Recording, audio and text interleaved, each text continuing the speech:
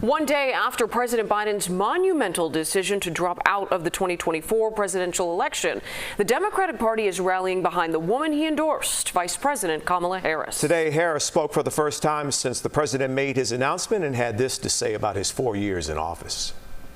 Joe Biden's legacy of accomplishment over the past 3 years is unmatched in modern history. In one term, he has already surpassed the legacy of most presidents who have served 2 terms in office. Our President Joe Biden fights for the American people, and we are deeply, deeply grateful for his service to our nation. Meanwhile, support is solidifying around Harris's campaign. Today, several high-profile Democrats offered their endorsements, including former House Speaker Nancy Pelosi, Senate Majority Whip Dick Durbin, and Governor J.B. Pritzker. And Pritzker's endorsement is key. Now, halfway through his second term, the governor has been recognized as a future White House hopeful. But what does President Biden's decision mean for the governor's political future? Megan Hickey is live from the DNC headquarters with the latest from the Pritzker campaign. Megan?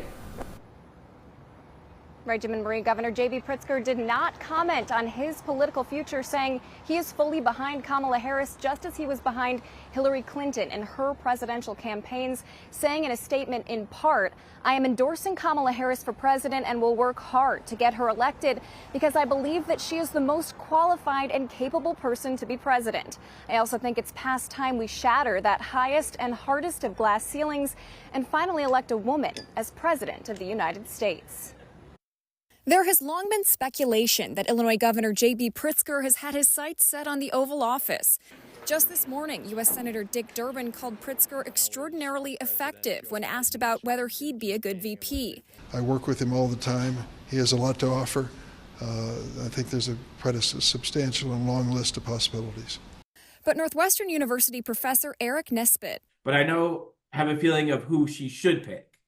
And that would be Mark Kelly from Arizona, or one of the governors from Kentucky, Pennsylvania, or North Carolina. Says the 59-year-old Democratic governor is probably not a great match for Harris.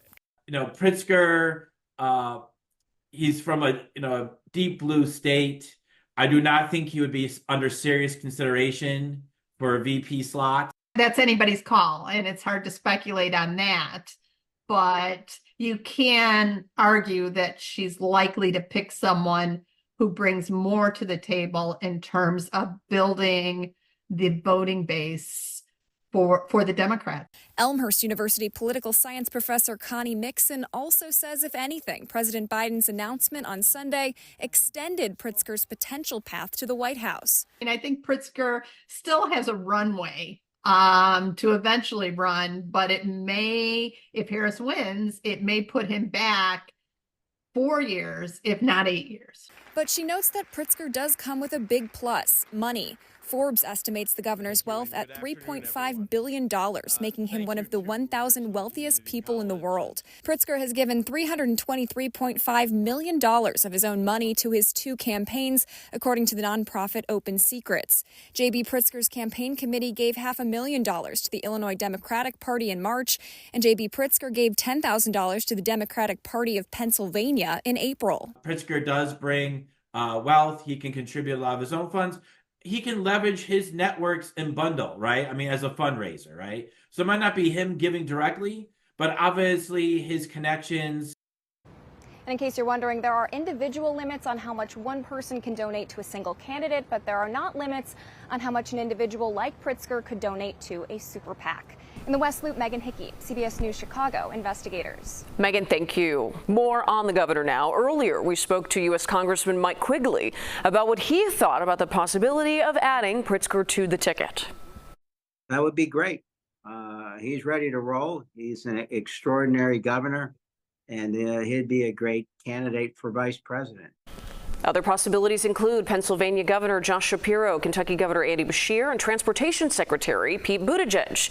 Michigan Governor Gretchen Whitmer has also been in on that conversation, but today she said she is not interested in the job. Illinois Senior Senator Dick Durbin is giving his full support to Harris. Today, Durbin was asked why he waited until this morning to offer his endorsement.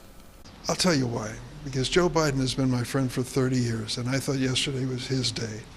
And even though I'd made it clear to Kamala Harris that I was going to endorse her, I did it first thing this morning. I wanted Sunday to be Joe Biden's day.